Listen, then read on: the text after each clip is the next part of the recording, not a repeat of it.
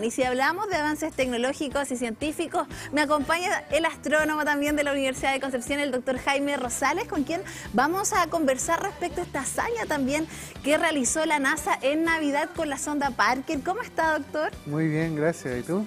Bien, también disfrutando ya esta última semana del año. Qué bueno, sí, ya queda poquito ya. Queda poquito. Usted me decía que ya tenía planificado el próximo año. Yo ya me planifiqué, claro. Hay que estar bien enfocado con todo. Con el foco puesto ya en el 2025. Y para ir conversando en materia científica, en Navidad se realizó un avance bastante importante vinculado hasta la sonda Parker con este acercamiento que tuvo al Sol. ¿De qué se trata específicamente este avance, profesor? Bueno, alrededor, creo que fue el 27 de diciembre prácticamente, en donde la sonda Parker se acercó al Sol, que tiene una órbita elíptica en la cual se acercó al Sol muy rápido, y esto nos va a permitir también estudiar un poquito más acerca de él, porque tenemos algunas curiosidades que todavía no son respondidas y es necesario comprender. De hecho, ya estamos viendo algunas imágenes de lo que implica sobre todo este avance científico y de hecho queremos saludar también a todas las personas que nos ven a través de YouTube, porque cuando hablamos de Apophis ahí hubo bastantes comentarios también y vemos que les interesan estos temas y que qué importante también poder explorarlo el día de hoy. Acá lo estamos viendo en pantalla, me gustaría que nos pudiera explicar las imágenes que estamos viendo a continuación. Claro, como vemos, por ejemplo, aquí tenemos el Sol, ¿cierto? Y lo que se está viendo en este momento es un loop donde aparece el campo magnético y va generando de que algún material pueda ser eyectado. El tema de esto de que Parker se acerque al Sol es para poder también estudiar los campos magnéticos de esta estrella, pero también es interesante saber por qué la corona tiene una temperatura superior a la que es el Sol, porque el Sol en este momento es una estrella tipo G, un tipo espectral G, con una temperatura de 5780 Kelvin, pero la corona está sobre eso, está sobre unos millones de Kelvin. Entonces la idea es por qué debería tener esta temperatura cuando está más afuera. Entonces la idea de Parker es poder acercarse y comprender esto y también comprender qué favorece el viento, esta temperatura, por qué los campos magnéticos se generan con esta forma, ¿me entiendes?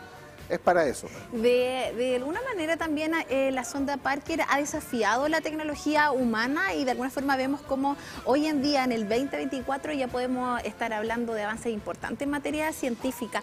¿Qué resultados o qué datos nos va a entregar también esta sonda con los estudios que se realicen?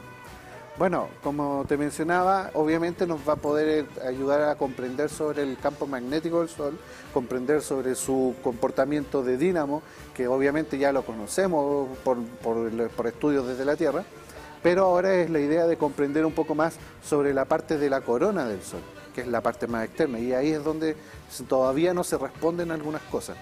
Entonces esperamos de que eso es lo que... Cuando habla de que no se responden algunas cosas, como por ejemplo, que qué deberíamos estar, o que más bien la comunidad científica debería estar respondiendo en esta materia, o que claro, quiera descubrir es que también. Si tú te fijas, por ejemplo, el Sol, como lo mencioné, es una estrella de 5700 Kelvin, y las temperaturas, por ejemplo, que estén dentro del millón de Kelvin deberían estar en el núcleo. Entonces a medida que tú te vas alejando se hace más frío, pero en este caso, justamente la corona que debería tener tal vez 0,1 radio solar, justamente esa zona tiene una temperatura cerca del millón de Kelvin. Entonces uno dice, ¿por qué ocurre esa temperatura? ¿Qué es lo que favorece para que ocurran algunas reacciones que lleven a esa temperatura? Nos va a ayudar a entender por qué también se genera el viento, cómo también el campo magnético favorece al viento. Hay que responder algunas cosas como esas. Algunas respuestas también que están vinculadas al cambio climático y de cómo se están afectando los diversos ecosistemas también con las altas temperaturas que estamos teniendo hoy, no solamente en nuestro país, sino en el resto del mundo. Básicamente creo que no debería estar relacionado con el cambio climático, porque esto ya va más relacionado al comportamiento humano. Esto sí puede tal vez el plasma que viaje a la Tierra tener algún efecto, pero no va relacionado al cambio climático. Nosotros el Sol hasta ahora su temperatura es bastante equilibrada, va a seguir siendo unos 4500 años más con una temperatura aproximada que tiene, pero va a ir hinchándose y haciéndose más brillante y así, pero faltan sus buenos millones de años para que cambien. No vamos a estar nosotros ahí. No, no. Doctor, desde esa perspectiva me gustaría que nos pudiera también describir cómo es esta sonda, este instrumento, este mecanismo que llega a tan altas temperaturas y donde nos vemos sorprendidos cómo la tecnología sin duda está superando de alguna forma las barreras también del sol. Claro, mira, fíjate, aquí por ejemplo está Parker. Y si te das cuenta, esta es una zona que tiene un escudo que va protegiendo a la sonda, que está hecha de carbón reforzado con espumas de carbón, ¿ya? Y aquí van algunos instrumentos como Phil, Soy. Este es el satélite. Claro, este es el satélite o sonda, porque sonda ya es cuando tú lanzas el objeto a estudiar. El satélite es porque se nos queda dando vuelta alrededor de nosotros. Entonces, básicamente es lo mismo, una tecnología que enviamos. Y este tiene que viajar en una órbita elíptica alrededor del Sol, a que incluso es de 700.000 kilómetros por hora, una velocidad muy alta. De hecho, es la nave, o entre comillas, la nave que viaja más rápido que hemos podido construir hasta ahora. O sea, de todas las que se han construido como Esta misión es de la NASA. Rápida, claro, perfecto. Como humanidad. Sí. Entonces, este va protegido con este escudo y va dando una vuelta alrededor del Sol y va captando toda esta información con los instrumentos que lleva a su alrededor, ¿ya? Ahora, el tema es que, obviamente, como es una temperatura muy alta, va a resistir 1700 Kelvin aproximadamente, tiene que pasar muy rápido alrededor del Sol y salir de esa órbita, y entonces ahí es donde se va a ir enfriando con algunos radiadores que tiene en el incorporado, ¿ya? Entonces, esa es la parte interesante, porque obviamente no esperábamos o sea, nadie espera que vaya y se dé una órbita circular y se queme, se desintegre. Entonces, esa es la genialidad, de que pasan muy cerca, pero muy rápido. De hecho, está a una distancia de 0,4 unidades astronómicas, eso es como... si lo pudiéramos asimilar a distancias que las personas también puedan entender. Son como unos 6 millones de kilómetros más o menos del Sol. De hecho, está más cerca que Mercurio del Sol. O sea, aquí está el Sol, Mercurio, y pasa pero por entre medio, así, pero muy rápido. Doctor, una misión de este tipo y sobre todo, como lo hemos dicho, hazaña científica, histórica también, ¿cómo se preparan también? ¿Cómo específicamente en cuanto a la metodología para poder llegar? Porque hay posibilidad de que esto falle. Sí, siempre hay temas como estos de los que pueden fallar, porque obviamente hay que comprender que están colocando los instrumentos a su máxima capacidad. Entonces ya no es posible tener un rango de error que nos permita también decir esto es lo que va a ocurrir y podemos hacer un plan B. O sea, ellos van directo a que funcione o funciona. Ahora, cuando estas cosas no funcionan por algún motivo, no es problema, porque eso también nos ayuda a comprender de qué es lo que no debemos hacer y cómo prepararnos. Porque si esto hubiera fallado, porque nos dicen que el grosor, por ejemplo, del escudo no hubiera sido suficientemente bueno y se desintegra antes de que llegue a la órbita de Mercurio, por ejemplo, ya decimos, bueno, hay que mejorar ciertas cosas como esas.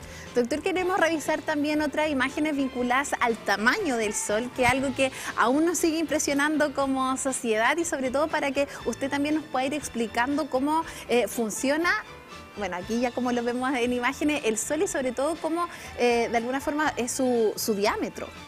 Claro, bueno, normalmente uno se imagina la Tierra un lugar muy grande, ¿cierto? Pero la verdad, ahí está la Tierra y uno, claro, unos miles de kilómetros.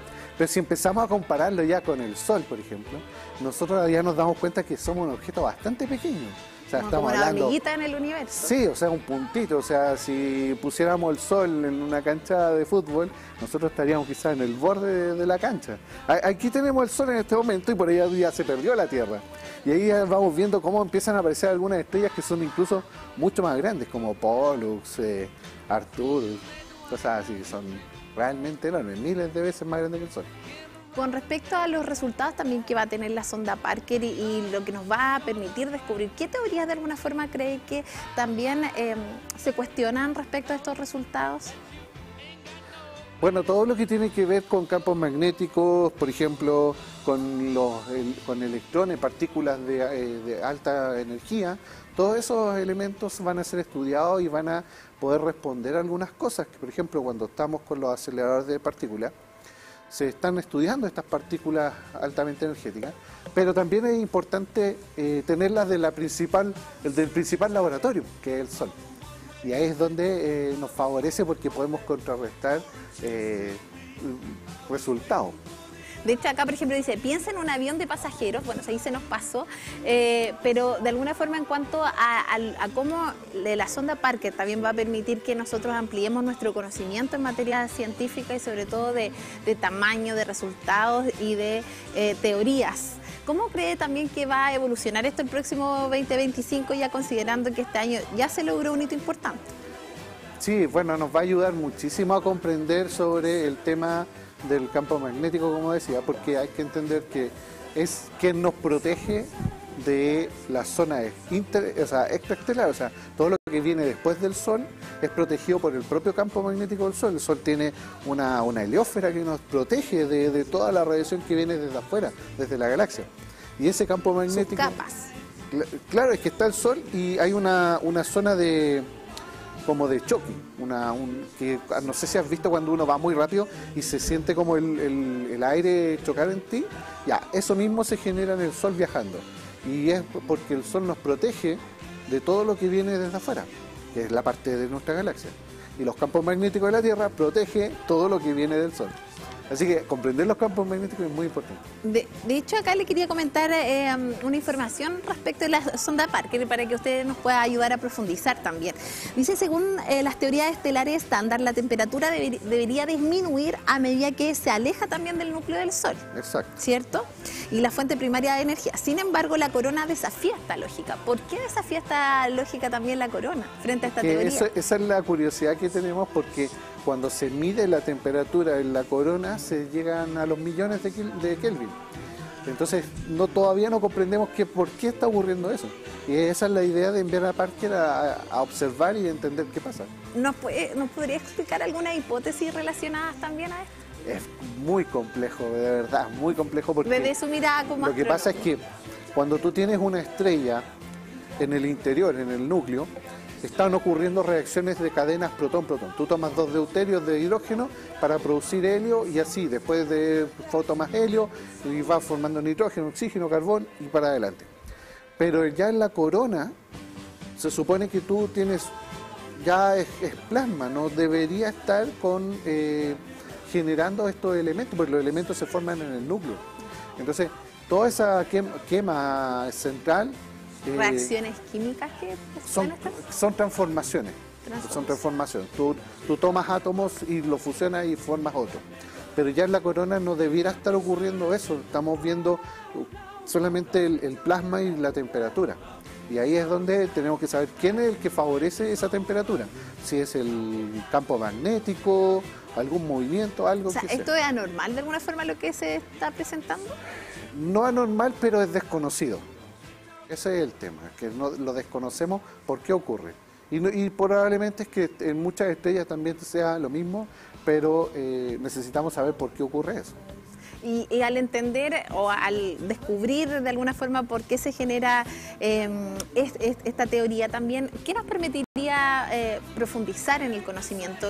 ¿Qué podríamos también descubrir con ese avance? Cuando se comprenden ya conceptos de la física y de las partículas, también nos lleva a nuevas tecnologías. Y esas nuevas tecnologías también luego abren otros caminos que a veces no sabemos todavía que pueden prepararnos en el futuro. Pero sí sabemos de que van a generar estas cosas. Ahora, comprender sobre los campos magnéticos del Sol, comprender los campos magnéticos de la Tierra, nos permite comprender cómo se puede cuidar, por ejemplo, un ecosistema que es la Tierra, gracias a un campo magnético. Entonces, comprender el campo magnético de un Sol como este, encontrar otro Sol o otra estrella con otro planeta, un exoplaneta, por ejemplo, pero que no tenga actividad magnética como el Sol, sino que es más fuerte o más débil, también podría ayudarnos a entender de que tal vez ese planeta no va a tener vida porque hay exceso de campo magnético, o si hay vida, pero el campo magnético es muy débil y quizá no va a lograr sobrevivir mucho tiempo. O sea, esto se relaciona totalmente con por ejemplo, las tormentas geomagnéticas, ¿o puede explicar mucho más eso? En cierto modo sí, o sea, ya sabemos porque cuando uno observa el Sol, tiene como unos 30 minutos para saber que viene alguna tormenta geomagnética. Pero en general, esto nos va a permitir tal vez tener una precisión como reloj, o sea, vamos a ver exactamente cómo deberían ocurrir las cosas con el campo magnético, porque de hecho el dínamo magnético no es tan fácil, o sea, hay que entender de que dentro de la estrella tú tienes una zona radiativa que está eliminando energía por radiación, pero después viene una zona convectiva. Y entonces aquí el Sol se puede estar comportando de distintas formas y el campo magnético no es tan como que uno lo ve aparecer y salir como un imán, sino que también va a tener distintas formas, va a estar, a medida que va rotando diferencialmente, se van doblando estas líneas de campo y a veces se tuercen y cuando se tuercen sale ahí ese plasma directo a la Tierra. De acuerdo a las investigaciones que usted ha realizado, doctor, y la evolución que hemos tenido en cuanto a avance, a tecnología, de hecho, ¿cuándo pensamos que íbamos a llegar con una sonda muy cerca del Sol y sobre todo a las altas temperaturas también que nos presenta de alguna forma? ¿Cómo cree que va a avanzar y va a influir también la inteligencia artificial dentro de estos avances tecnológicos? Bueno, esto nos va a permitir obviamente realizar nuevos instrumentos que sean más resistentes, basados en nuevos elementos que pueda, por ejemplo, la misma inteligencia artificial recomendar realizar. Porque en este caso, por ejemplo, la sonda Parker está con un escudo de carbón reforzado. Pero puede ser de que con la inteligencia artificial nos recomiende otro tipo de escudo que se resista mucho más y así poder acercarse más. ¿La sonda queda en el aire? ¿Cómo funciona eso una vez después que se capturan todos estos datos? ¿Ya se ven resultados? ¿Qué ocurre con el satélite? Bueno, esta sonda va a seguir dando vuelta y va a seguir trabajando siempre, ¿no? Hasta que cumpla su tiempo de vida. Todo tiene su tiempo de vida. ¿Cuánto es el tiempo de vida, por ejemplo, de un...? En este lo desconozco porque también hay que entender que va a estar al límite, entonces puede durar un instante como muchos tiempos, o sea, muy complicado saberlo. Ahí es donde después hablamos de este fenómeno en otros capítulos de lo que era la chatarra espacial. ¿Se convierte de alguna forma en eso? Sí, bueno, después de un tiempo tendrá que ser chatarra espacial, pero lo bueno es que va a salir de órbita, pero va a caer al Sol. O sea, así que a nosotros no nos afecta. Pero igual, yo de eso me pregunto, tantos satélites también que están en torno al Sol y todas estas investigaciones, de alguna forma, así como nuestro ecosistema se dañan producto de la intervención del ser humano, ¿eso igual pasa en el Sol? No, de hecho, si uno tomara todos los planetas y los lanzara al Sol, que se vería algo fantástico ver cómo ocurriría en esas explosiones, simplemente sería como que algo entró y nada más. No, tampoco el Sol se va a ver afectado porque la masa que tiene el Sol comparado con el resto del sistema solar no es suficiente como para que ocurra algo catastrófico. O sea, no se genera algún daño. No, para nada. No, yo creo que es como un granito de arena pegándole a la Tierra, una cosa así. Ínfimo. Doctor, y ahora con estas imágenes también que estamos observando en pantalla, ¿qué otros detalles, otros conocimientos podemos obtener del Sol y sobre todo la influencia que tienen los seres humanos? Mira, es que comprender los campos magnéticos nos lleva a muchas cosas. Primero hay que entender de que el uso del magnetismo se utiliza mucho, por ejemplo, en la carga de elementos como baterías. Por ejemplo, se utiliza en la información. Cuando tú ordenas tu disco duro, se ordena con magnetismo. La tecnología, por ejemplo, de un escáner cerebral también va relacionado con magnetismo. Pero también comprender los dínamos, comprender todo lo que es campo magnético y fusión, nos lleva a otra cosa que son estos dínamos, los Tomahawk, que nos permiten generar fusión de energía nuclear. Porque acuérdate que nosotros conocemos la fisión de energía, ¿cierto? Pero ahora tenemos que generar la fusión, porque eso sería mucho más estable y nos permitiría tener energía mucho más limpia y no tener que lidiar con el residuo, por ejemplo, como la fisión. Entonces, comprender esto nos lleva a esos límites. Y esta imagen que estamos viendo acá en pantalla, que se forman como... loops. ¿Qué nombre tiene este fenómeno? Este es un loop de un campo magnético. Claro, es un loop de un campo magnético. Si piensa en este momento, tú tienes el Sol y tienes los campos magnéticos ya saliendo.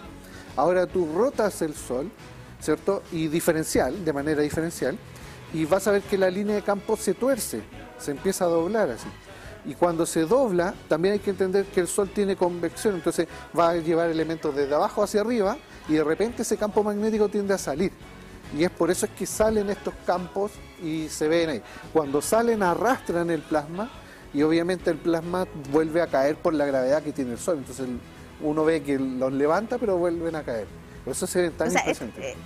Sí se ve como un volcán. Claro, pero esto es enorme. O sea, la Tierra debería ser un puntito por aquí así al lado. Y este fenómeno que usted nos explica es normal, ocurre cada cuánto Esto siempre tiempo. está ocurriendo y puede tener intensidades mayores cuando el Sol está en su máxima actividad, que es cada 11 años. ¿Y ahora en qué tiempo estamos? Ahora estamos en la máxima actividad. De hecho, vamos a estar durante unos 2 años así y por eso es que también hemos visto toda esta alerta geomagnética, hemos visto también las auroras boreales que incluso llegaron hasta el Polo Sur en algún momento a observarse.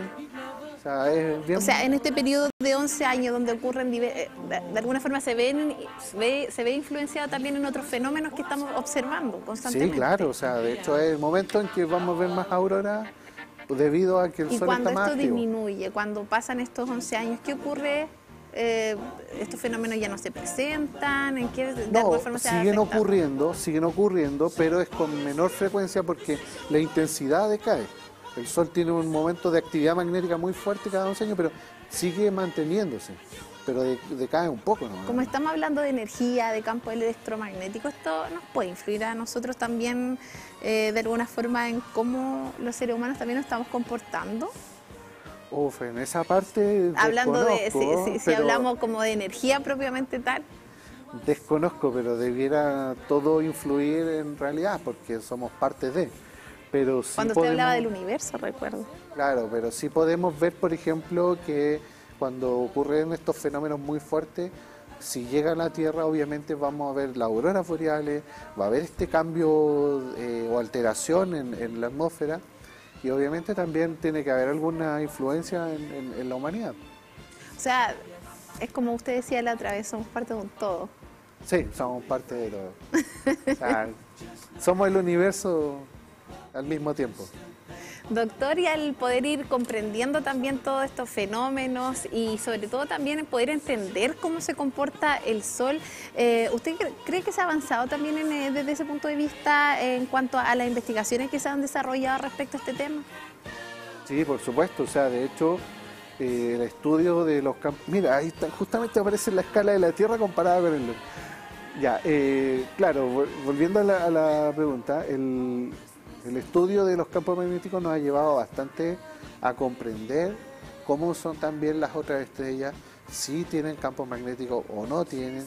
También hemos entendido de que estrellas más frías como el Sol sí tienen campos magnéticos más intensos, son estrellas más evolucionadas. Entonces nos permite también comprender de que estrellas evolucionadas con campos magnéticos podrían tal vez albergar mucho más fácil un planeta que contenga vida. ¿Sigue evolucionando siempre?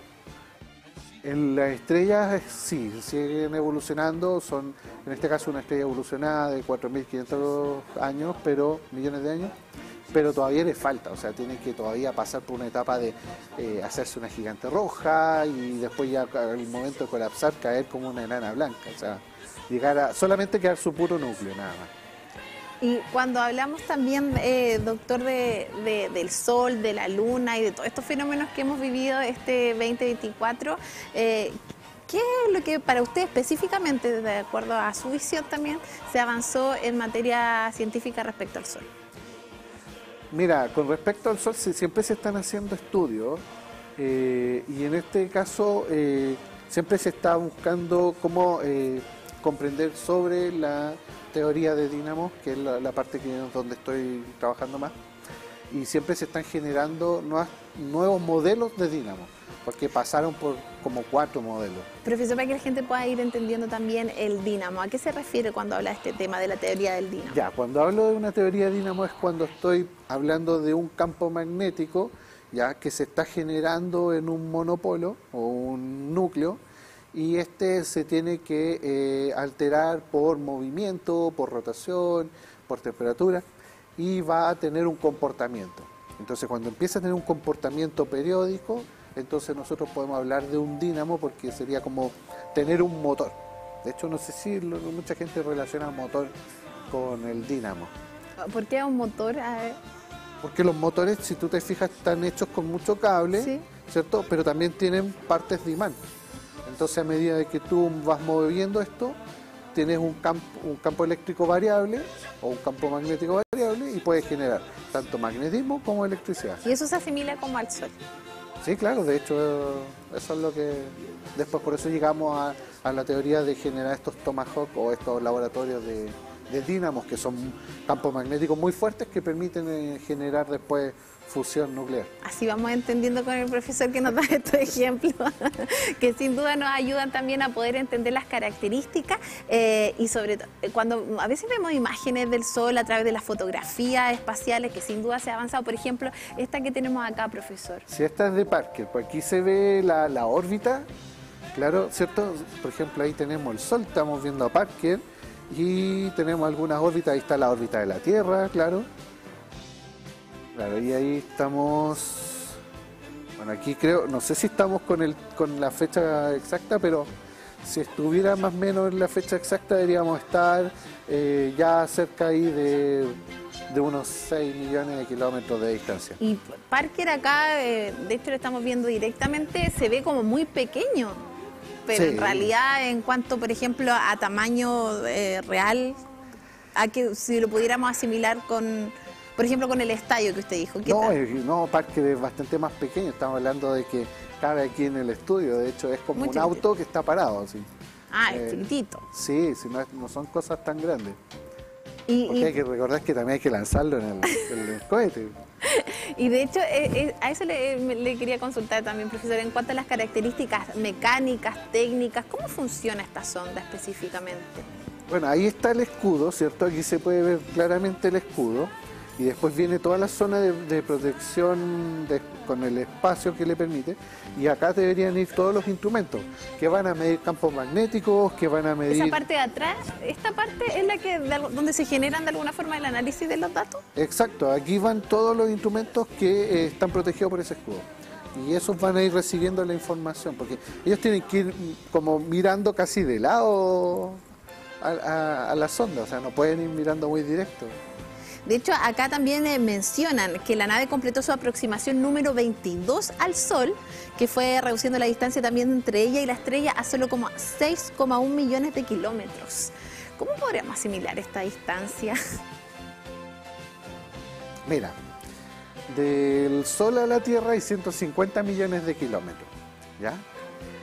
Si pensamos que son 6 millones de kilómetros, estamos hablando de 0,4 veces esa distancia. O sea, es una distancia ínfima, o sea, realmente... Está muy cerquita. Sí, es Que muy, por muy eso cerca. es algo que sorprende también de esta hazaña científica es cómo estos instrumentos estamos llegando a niveles de ciencia donde quizás jamás se pensó, pero el poder ya concretarlo y hacerlo, sin duda también es un avance de la tecnología humana.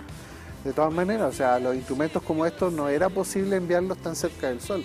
De hecho, ya enviar algunos instrumentos a Mercurio era una hazaña completamente enorme cuando yo era muy pequeño. Me acuerdo que llegaban algunos sondas y se destruían al ingreso. Pero llegar a acercarse al Sol era muy complejo. Y esto, lograr acercarse ya es una gran hazaña. De hecho, hay que pensar que la velocidad que tiene también no es algo menor. ¿Cuánto era la velocidad que usted mencionaba? 700.000 kilómetros por hora. O sea, va Muchísimo. demasiado rápido. Bueno, pero es livianito, es cierto. Sí, No es tan no grande. ocurre nada. Doctor, para ir culminando esta entrevista, le quiero agradecer por estar acá y sobre todo acompañarnos durante el año, ¿cierto? Para ir conociendo fenómenos que ocurren en nuestro planeta y sobre todo en la Tierra también y cómo avanza la astronomía a niveles que, como lo vemos acá, que esta fue la hazaña de la NASA para Navidad con la sonda Parker, que sin duda es algo que jamás imaginamos. ¿Cuáles son los desafíos también para usted que se vienen para este 2025 ya en materia astronómica? Uf, a mí, yo por lo menos personalmente tengo hartos desafíos. O sea, tengo algunas observaciones planeadas que ya están aceptadas, así que en ese caso voy a estar con información que nunca había visto, que espero entender y poder descifrar algún misterio, encontrar alguna pista con relacionado a lo que estoy también estudiando, que también tiene que ver justamente con dínamos magnéticos y estas actividades en estrellas evolucionadas, igual que el Sol. Y Pero que le ahora pueda es venir a explicar acá. Sí, pero ahora va a ser un poco distinto, porque aquí en este caso el Sol es una estrella solitaria o sola, pero los que yo estudio son estrellas binarias con interacción, transfieren materias, discos de acreción, es otro mundo. ¿Qué tiene el Sol de usted? ¿O qué tiene usted del Sol? ¿Qué tengo de él? ¿Sí? Harto, y compartimos todo lo mismo, calcio. Tengo unos buenos huesos de calcio. Muchas gracias, profesor, el día de hoy por estar con nosotros.